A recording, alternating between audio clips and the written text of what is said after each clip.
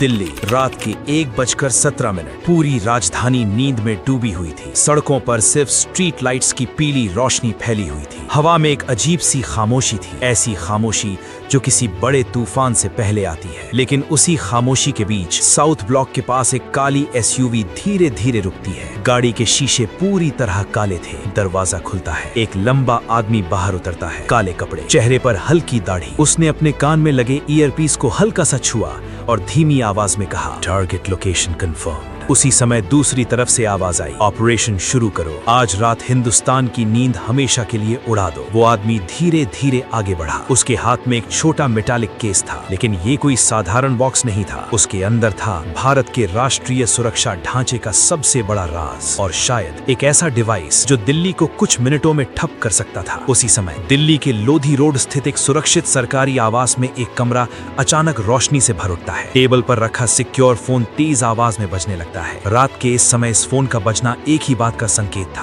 देश पर संकट। कमरे का दरवाजा खुलता है, अंदर आते हैं अजीत डोभाल। उनके चेहरे पर नींद का कोई निशान नहीं था। उन्होंने फोन उठाया। दूसरी तरफ से घबराई हुई आवाज आई, sir, south block perimeter breach. कमरे में एक पल के लिए सन्नाटा छा गया। डोभाल की आंखें सिकुड़ गईं। कितने लोग? सर, विजुअल पर सिर्फ एक आदमी दिखाई दिया है, लेकिन ये डिस्ट्रैक्शन भी हो सकता है। डोभाल कुछ सेकंड तक चुप रहे, फिर बेहद शांत आवाज में बोले, मैं 10 मिनट में कंट्रोल रूम पहुंच रहा हूँ, किसी को पैनिक नहीं होना चाहिए। फोन कट गया। रात 1:29। कंट्रोल रूम, देश की सबसे सुरक्षित इमारतों में से एक के अंदर हाई सिक्योरिटी कंट्रोल रूम। बड़ी स्क्रीन पर दिल्ली का लाइव सर्वेलेंस मैप चल रहा था। रॉ, आईबी और एसपीजी के टॉप ऑफिसर्स पहले से मौजूद थे। जैसे ही अजीत डोभाल अंदर आए, पूरा कमरा एकदम सीधा खड़ा हो गया। आईबी डायरेक्टर ने तुरंत स्क्रीन की तरफ इशारा किया, सर, यही वो आदमी है। स्क्रीन पर सीसीटीवी फुटेज चल रही थी। काला कपड़ा पहने वो आदमी साउथ ब्लॉक की आउटर फेंस के पास दिखाई दे रहा था, लेकिन अगले ही पल वो अचानक कैमरा ब्लाइंड स्पॉट में गायब हो गया। कमरे में हलचल मच गई। एक ऑफिसर घबरा कर बोला, सर, उसने सिग्नल जैमर यूज किया है। डोभाल ने स्क्रीन को ध्यान से देखा, फिर उनकी नजर मैप के एक कॉर्नर पर टिक गई। वो धीरे से बोले, नहीं, वो साउथ ब्लॉक के लिए नहीं आया। सभी अधिकारी हैरानी से उनकी तरफ देखने लगे। रॉ चीफ ने पूछा, सर? डोभाल ने मैप पर उंगली रखी, उसका असली टारगेट यहाँ है। सबकी नजर मैप पर गई और अगले ही पल कमरे में मौजूद हर शख्स के चेहरे का रंग उड़ गया। टारगेट था प्रधानमंत्री आवास की कम्युनिकेशन रिले लाइन। उसी समय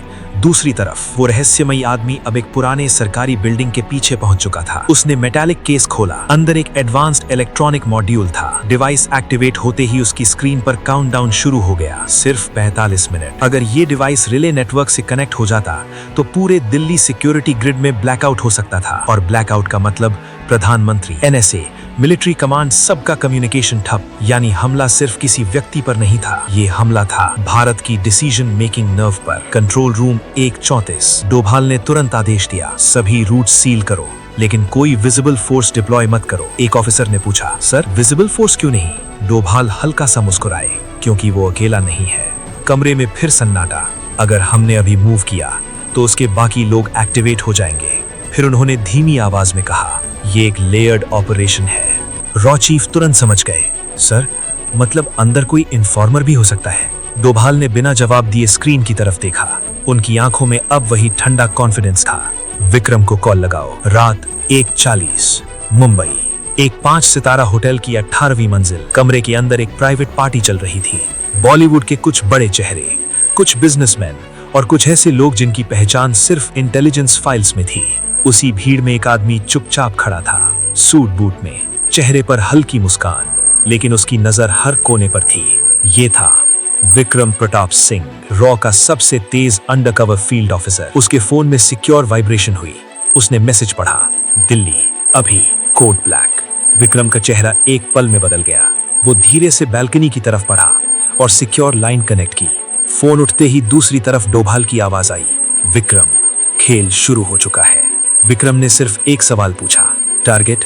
कुछ सेकंड की खामोशी के बाद जवाब आया, दिल्ली नहीं, देश का फ्यूचर। पहला बड़ा ट्विस्ट। विक्रम जैसे ही होटल से बाहर निकलने लगा, तभी उसकी नजर पार्टी के अंदर बैठे एक आदमी पर गई। वो चेहरा उसे कहीं देखा हुआ लगा। उसने दोबारा ध्यान से देखा और अगले ही पल उसका दिल तेजी से धड़कने लगा। वो कोई और नहीं था, एक सीनियर रिटायर्ड पुलिस ऑफिसर जो आधिकारिक रिकॉर्ड्स के मुताबिक पिछले 6 महीने से लंदन में था, लेकिन वो इस समय मुंबई की उसी प्राइवेट पार्टी में मौजूद था। विक्रम की इंस्टिंक्ट्स चीख उठी, नेटवर्क बहुत बड़ा है। उसने तुरंत कोवर्ट फोटो लेकर दिल्ली भेज दी। कुछ ही सेकंड बाद डोभाल का जवाब आया, उस आदमी पर नजर रखो, वो की है। काला कपड़ा पहने हमलावर रिले लाइन के एक्सेस चेंबर तक पहुंच चुका था। उसने डिवाइस को वायर पैनल से जोड़ना शुरू किया। स्क्रीन पर काउंटडाउन अब 003000। अचानक उसके ईयरपीस में आवाज आई, बैकअप टीम पोजीशन में है, आदेश मिलते ही फेज 2 शुरू होगा। उसने धीमी आवाज में कहा, फेज 2 एग्जैक्टली 2 बजे। उसी समय कंट्रोल रूम में एक इमरजेंसी अलर्ट चमक उठा, इंटरनल एक्सेस ग्रांटेड। रॉ चीफ चौंक पड़े, सर किसी ने रिले चेंबर का अंदर से एक्सेस खोल दिया है। कमरे में मौजूद हर अधिकारी एक दूसरे को देखने लगा। इसका मतलब साफ था, गद्दार सिस्टम के अंदर ही है। और उसी पल घड़ी ने 1:45 बजा दिए। अब सिर्फ 15 मिनट बाकी थे। कंट्रोल रूम के अंदर अचानक लाल रंग की वार्निंग लाइट्स चमकने लगी। स्क्रीन पर सिर्फ एक लाइन ब्लिंक कर रही थी, इंटरनल एक्सेस ग्रांटेड। पूरा कमरा जैसे जम गया। रॉ चीफ की आवाज हल्की कांपी, सर रिले चेंबर का एक्सेस सिर्फ लेवल 5 क्लियरेंस वालों के पास होता है। अजीत डोभाल की आंखें स्क्रीन पर जमी थी। उनका चेहरा बिल्कुल शांत था, लेकिन अंदर दिमाग बिजली की गति से चल रहा था। उन्होंने धीमी आवाज में पूछा, आज रात लेवल 5 एक्सेस वाले कितने अधिकारी ड्यूटी पर हैं? आईबी डायरेक्टर ने तुरंत टैबलेट खोला। कुछ सेकंड बाद उन्होंने जवाब दिया, सर सिर्फ 4। कमरे में फिर सन्नाटा। 4 नाम स्क्रीन पर उभर आए, captain Raghav Mehra, commander Vivek Sarin, technical chief Nikhil Anand, deputy security head Kabir Chauhan. Doval ने एक एक नाम ध्यान से देखा, फिर अचानक उनकी नजर एक नाम पर रुक गई, निखिल आनंद। उन्होंने तुरंत पूछा, ये अभी कहाँ है? एक अधिकारी बोला, sir last check in 1:18 AM। उसके बाद कोई मूवमेंट लॉग नहीं। डोभाल ने बिना समय गवाए आदेश दिया, इसकी लाइव लोकेशन निकालो। उसी समय रिले चेंबर के अंदर काला कपड़ा पहने हमलावर ने पैनल के वायर्स कनेक्ट कर दिए थे। काउंटडाउन अब 001432। उसने हल्की मुस्कान के साथ कहा, फेज 1 कंप्लीट। तभी पीछे से किसी के कदमों की आवाज आई। वो मुड़ा, सामने खड़ा था निखिल आनंद, भारत के नेशनल कम्युनिकेशन ग्रिड का टॉप टेक्निकल ऑफिसर। हमलावर ने पूछा, कोई प्रॉब्लम तो नहीं हुई? निखिल धीमी आवाज में बोला, नहीं, रास्ता साफ है, लेकिन जल्दी करो। अब साफ हो चुका था, गद्दार सिस्टम के अंदर ही था। उधर मुंबई में विक्रम उस रिटायर्ड पुलिस ऑफिसर का पीछा कर रहा था। वो आदमी होटल से निकलकर अपनी गाड़ी में बैठा और तेजी से एयरपोर्ट रोड की तरफ बढ़ने लगा। विक्रम ने अपनी कार थोड़ी दूरी पर रखते हुए पीछा जारी रखा। फोन वाइब्रेट हुआ, डोभाल की सिक्योर लाइन, विक्रम हमें इनसाइडर मिल गया है। विक्रम ने तुरंत पूछा, नाम? निखिल आनंद। फोन के उस पार कुछ सेकंड की चुप्पी रही, फिर विक्रम बोला, इम्पॉसिबल। डोभाल की आवाज बेहद ठंडी थी, इस मिशन में इम्पॉसिबल कुछ नहीं है। तभी विक्रम की नजर सामने वाली कार पर गई। रिटायर्ड ऑफिसर की कार अब एयरपोर्ट कार्गो टर्मिनल के पास रुक चुकी थी। विक्रम के माथे पर बल पड़ गए, सर यहाँ कुछ बड़ा होने वाला है। डोभाल खुद कंट्रोल रूम से बाहर निकलते हैं। उनके साथ सिर्फ 2 एलीट कमांडोज थे। रात की हवा में ठंडक थी, लेकिन माहौल में बेचैनी भारी थी। वे रिले चेंबर की तरफ बढ़ते हैं। घड़ी 1:49 AM, सिर्फ 11 मिनट। डोभाल चलते चलते अचानक रुकते हैं। उनकी इंस्टिंक्ट्स ने कुछ महसूस किया। उन्होंने धीमी आवाज में कहा, पीछे हटो। अगले ही पल सामने वाले कॉरिडोर में तेज धमाका हुआ, धुआं फैल गया। कमांडो तुरंत कवर लेते हैं। एक कमांडो चिल्लाया, सर ट्रैप। डोभाल की आंखें सिकुड़ गईं, वो हमें स्लो करना चाहता है। फिर उन्होंने सीधे स्मोक के बीच आगे बढ़ने का फैसला किया। मुंबई दूसरा बड़ा ट्विस्ट। कार्गो टर्मिनल के पीछे रिटायर्ड ऑफिसर एक आदमी से मिला। विक्रम ने दूर से जूम लेंस से तस्वीर ली और अगले ही पल उसका चेहरा बदल गया। जिस आदमी से वो मिला था वो कोई आम शख्स नहीं था, वो था एक मशहूर बॉलीवुड प्रोड्यूसर। वही प्रोड्यूसर जिसने पिछले महीने एक देशभक्ति फिल्म को सीक्रेटली फंड किया था, लेकिन रॉ फाइल्स में उसका नाम ब्लैक मनी और फॉरेन लिंक्स में पहले से मौजूद था। विक्रम के दिमाग में पीसेस जुड़ने लगे। ये सिर्फ टेरर अटैक नहीं था, ये था मीडिया, पॉलिटिक्स और सिक्योरिटी सिस्टम को एक साथ हिलाने वाला operation. Countdown 8 minute. Relay chamber के अंदर डिवाइस अब पूरी तरह एक्टिव था। स्क्रीन 000800। निखिल बेचैन होकर बोला, क्या ब्लैकआउट के बाद एक्सट्रैक्शन टीम रेडी है? हमलावर ने ठंडी आवाज में कहा, ब्लैकआउट सिर्फ शुरुआत है। निखिल चौंक गया, मतलब? हमलावर मुस्कुराया, 2 बजे सिर्फ कम्युनिकेशन बंद नहीं होगा, साउथ ब्लॉक के डेटा सर्वर्स भी वाइप हो जाएंगे। निखिल का चेहरा उड़ गया, लेकिन डील तो सिर्फ ब्लैकआउट की थी। हमलावर ने उसकी तरफ देखा, तुम्हें उतना ही बताया गया जितना जरूरी था। अब पहली बार निखिल को एहसास हुआ वो भी इस्तेमाल किया गया था। डोभाल की चाल। उधर कॉरिडोर पार करके डोभाल रिले चेंबर के पास पहुंच चुके थे। उन्होंने कमांडो को इशारा किया। दरवाजा क्वाइटली ब्रीच किया गया। अंदर घुसते ही कमांडो ने निखिल को पकड़ लिया, लेकिन हमलावर गायब था। कमरे में सिर्फ ब्लिंकिंग डिवाइस था। काउंटडाउन 000547। एक कमांडो घबरा कर बोला, सर मैनुअल ओवरराइड नहीं मिल रहा। डोभाल डिवाइस के पास झुके, उन्होंने कुछ सेकंड्स में सर्किट को स्कैन किया, फिर धीमी आवाज में बोले, ये डीकॉय है। कमरे में मौजूद सभी लोग चौंक गए। सर, डोभाल ने डिवाइस की बैक पैनल खोली, अंदर सिर्फ सिग्नल रिले यूनिट था। असल बॉम्ब या वायरस मॉड्यूल यहाँ था ही नहीं। उनकी आवाज पहले से ज्यादा गंभीर हो गई। असल डिवाइस कहीं और है। मुंबई से आई शॉकिंग खबर। उसी समय विक्रम का फोन आया। उसकी आवाज तेज सांसों से भरी थी। सर, कार्गो टर्मिनल से एक प्राइवेट जेट दिल्ली के लिए टेक ऑफ कर चुका है। डोभाल तुरंत समझ गए। पेलोड? विक्रम बोला, लाइकली सर्वर वायरस मॉड्यूल या EMP ट्रिगर। डोभाल की आंखों में पहली बार अर्जेंसी साफ दिखाई दी। ETA 11 मिनट्स, घड़ी 1:54 AM, सिर्फ 6 मिनट। तभी कंट्रोल रूम की मेन स्क्रीन पर एक नया अलर्ट फ्लैश हुआ। PM residence grid under external breach. पूरा कमरा सन्नाटे में डूब गया। रॉ चीफ ऑलमोस्ट फुसफुसाए, सर 2 अटैक्स? डोभाल ने गहरी सांस ली और कहा, नहीं। फिर उनकी आवाज और ठंडी हो गई। 3। और उसी समय PM रेजिडेंस की एक CCTV फीड पर एक शैडो दिखाई दी जो बिल्कुल अजीत डोभाल जैसी लग रही थी। उसकी चाल, उसकी हाइट, उसका बॉडी फ्रेम, सब कुछ अजीत डोभाल जैसा लग रहा था। रॉ चीफ हैरानी से बोले, सर ये कैसे पॉसिबल है? कमरे में मौजूद सभी अधिकारियों की नजर धीरे धीरे अजीत डोभाल की तरफ घूम गई, लेकिन डोभाल बिल्कुल शांत खड़े थे। उन्होंने कुछ सेकंड तक स्क्रीन को देखा, फिर धीमी आवाज में बोले, जूम करो। स्क्रीन जूम हुई। अब शैडो का चेहरा थोड़ा साफ दिखने लगा और अगले ही पल डोभाल की आंखें सिकुड़ गईं। ये मैं नहीं हूँ। कमरे में सन्नाटा। उन्होंने स्क्रीन की तरफ उंगली से इशारा किया। उसकी लेफ्ट शोल्डर मूवमेंट देखो। रॉ चीफ ध्यान से देखते हैं, फिर अचानक उनकी आंखें फैल जाती हैं। सर, उसके कंधे पर पुरानी बुलेट इंजरी का निशान है। डोभाल की आवाज ठंडी हो गई। वो कबीर है। कबीर कौन था? Kabir Chauhan, deputy security head, level 5 clearance officer और अजीत डोभाल का पुराना ट्रस्टेड फील्ड ऑपरेटिव। एक समय वो रॉ का सबसे ब्रिलियंट कोवर्ट ऑफिसर माना जाता था, लेकिन 3 साल पहले नेपाल बॉर्डर मिशन के दौरान वो ऑफिशियल रिकॉर्ड्स में मृत घोषित कर दिया गया था। कमरे में मौजूद हर अधिकारी शॉक में था। IB डायरेक्टर की आवाज कांपी। सर, अगर कबीर जिंदा है तो उसने? डोभाल ने उनकी बात बीच में ही काट दी। तो इसका मतलब खेल बहुत पुराना है। PM residence 1:59 AM।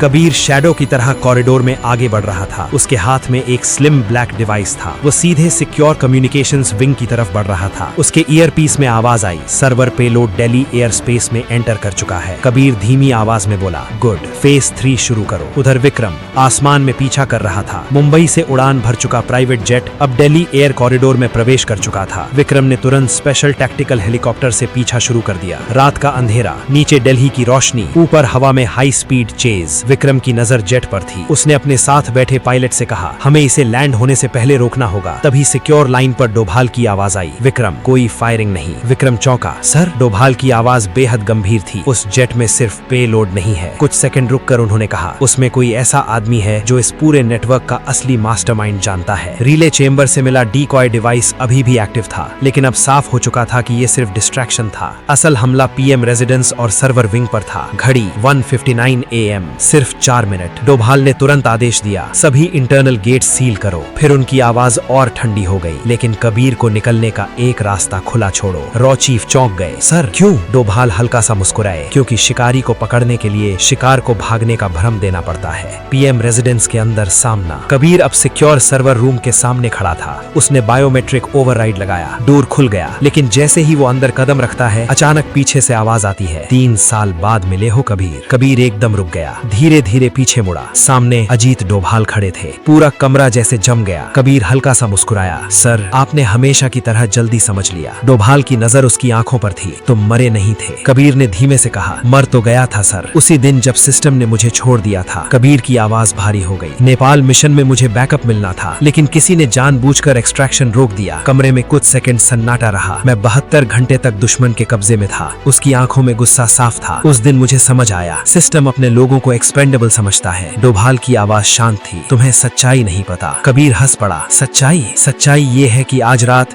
मैं उसी सिस्टम की रीढ़ तोड़ दूंगा। Countdown 2 minute. उधर जेट अब दिल्ली आउटस्कर्ट्स के ऊपर था। विक्रम टैक्टिकल रोप के साथ जेट के ऊपर उतर चुका था। तेज हवा, जेट की स्पीड, नीचे चमकती दिल्ली। विक्रम जेट की हैच तक पहुंचा। उसने मैग्नेटिक कटर निकाला। हैच खुली। अंदर जो उसने देखा, उसके होश उड़ गए। अंदर सिर्फ इलेक्ट्रॉनिक पेलोड नहीं था, वहाँ एक आदमी कुर्सी से बंधा हुआ था।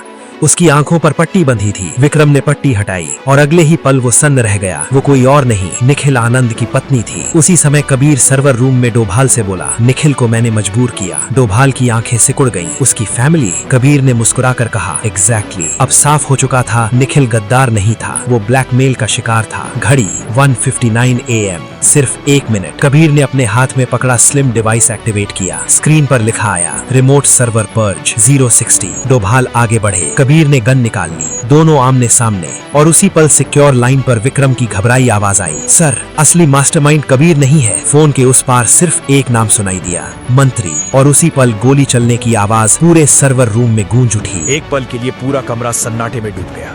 धुआं धीरे धीरे हवा में फैल रहा था। अजीत डोभाल की नजर तुरंत सामने गई। कबीर के हाथ से गन छूटकर जमीन पर गिर चुकी थी। गोली उसके कंधे को छूते हुए निकल गई थी। डोभाल ने लाइटनिंग स्पीड से आगे बढ़कर उसके हाथ से स्लिम डिवाइस छीन लिया। स्क्रीन पर काउंटडाउन चल रहा था, 0042, सिर्फ 42 सेकंड। कबीर दर्द से कराहते हुए भी हंस पड़ा, सर, अब बहुत देर हो चुकी है। डोभाल की आंखें उसकी आंखों में जमी थी। उन्होंने पूछा, मास्टरमाइंड कौन है? कबीर ने हल्की मुस्कान के साथ कहा, जिस पर आप सबसे ज्यादा भरोसा करते हैं। उसी समय सिक्योर लाइन पर विक्रम की टूटी हुई आवाज फिर आई, सर, मिनिस्टर। डोभाल की आंखें अचानक फैल गई। उनके दिमाग में जैसे सब कुछ एक साथ जुड़ गया। सुबह आया रेड अलर्ट मैसेज, गृह मंत्रालय की close door meeting, direct personal channel, और वही मैसेज जिसने पूरे ऑपरेशन को एक खास दिशा में मोड़ दिया था।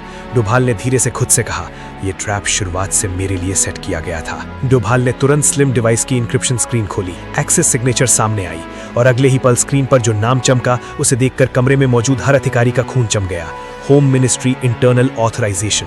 डोभाल के माथे पर पहली बार पसीना आया। इसका मतलब साफ था, अटैक की एक्सेस कीज सीधे सत्ता के अंदर से दी गई थी। लेकिन तभी डोभाल की नजर कोर्ट सिग्नेचर के नीचे गई। वहां एक और नाम ब्लिंक कर रहा था, मिनिस्टर आर खन्ना। कमरे में गहरी खामोशी छा गई। ये वही केंद्रीय मंत्री था जो पिछले कई महीनों से नेशनल सिक्योरिटी कमेटी का हिस्सा था। रॉ और आईबी की क्लासिफाइड मीटिंग्स तक उसकी पहुंच थी। घड़ी 0030, अब सिर्फ 30 सेकंड थे। डोभाल ने तुरंत कमांड दिया, सर्वर रूम सील करो। फिर उन्होंने सिक्योर लाइन पर कहा, विक्रम, मिनिस्टर को अभी अरेस्ट मत करना। फोन के उस पार कुछ सेकंड सन्नाटा रहा। सर, डोभाल की आवाज ठंडी हो गई, मुझे उसका पूरा नेटवर्क चाहिए। फिर उन्होंने कबीर की तरफ देखा, उसने तुम्हें इस्तेमाल किया। कबीर दर्द में भी बोला, नहीं, उसने मुझे सच दिखाया। डोभाल की आवाज पहली बार थोड़ी भारी हुई, तुम्हारा नेपाल एक्सट्रैक्शन मैंने नहीं रोका था। कबीर की आंखें फैल गई। क्या? डोभाल ने धीमी आवाज में कहा, तुम्हारी एक्सट्रैक्शन ऑर्डर को उसी मंत्री ने रुकवाया था। पूरा कमरा जैसे थम गया। कबीर के चेहरे से गुस्सा धीरे धीरे शौक में बदल गया। नहीं, ये झूठ है। डोभाल ने पॉकेट से एक छोटा सिक्योर ड्राइव निकाला। ये ओरिजिनल मिशन लॉग है। कबीर की सांसें तेज हो गई। उसकी आंखों के सामने सच्चाई खुलने लगी। वो शुरुआत से मैनिपुलेटेड था। उसके अंदर भरा गया गुस्सा, उसकी नफरत, सब किसी और के एजेंडे का हिस्सा था। Countdown 15 seconds. स्लिम डिवाइस अब भी एक्टिव था। बॉम्ब डिस्पोजल एक्सपर्ट घबरा कर बोला, सर, इंक्रिप्शन बहुत कॉम्प्लेक्स है। डोभाल डिवाइस को हाथ में लेकर कुछ सेकंड्स तक उसे देखते रहे। फिर अचानक उनकी आंखों में चमक आई। ये ब्लैकआउट नहीं। उन्होंने स्क्रीन पर तेजी से कमांड्स डाली, ये AI ट्रिगर्ड पर्ज सीक्वेंस है। रॉ चीफ चौंक गए। सर, मतलब? उनकी आवाज और तेज हो गई। अगर हम इसे काटेंगे तो ब्लास्ट होगा, लेकिन अगर इसके सिग्नल को रिवर्स किया जाए तो पूरा नेटवर्क ट्रेस हो जाएगा। डोभाल ये डिवाइस को सेंट्रल ग्रिड से कनेक्ट किया। विक्रम, सभी टीम्स रेडी रखो। स्क्रीन पर लोकेशंस ब्लिंक होने लगी। दिल्ली, मुंबई, लखनऊ, जयपुर, कई सेफ हाउसेस एक साथ मैप पर उभर आए। ये सिर्फ एक अटैक नहीं था, ये पूरे देश में फैला स्लीपर नेटवर्क था। सिर्फ 3 सेकंड, कमरे में हर किसी की सांस थम गई। 3, 2, 1, स्क्रीन अचानक ब्लैक हो गई। एक पल के लिए सबको लगा सब खत्म, लेकिन अगले ही सेकंड स्क्रीन पर ग्रीन टेक्स्ट चमका, नेटवर्क रिवर्स सक्सेसफुली। पूरा कमरा राहत की सांस लेता है। खतरा टल चुका था। उसी समय विक्रम की टीम ने केंद्रीय मंत्री आर खन्ना को उसके फार्म हाउस से गिरफ्तार कर लिया। वो भागने की कोशिश कर रहा था, लेकिन जैसे ही कमांडोज ने उसे घेरा, वो हंस पड़ा। तुम लोग बहुत देर से पहुंचे। विक्रम ने ठंडी आवाज में कहा, नहीं, सही समय पर। सर्वर रूम में कबीर जमीन पर बैठा था।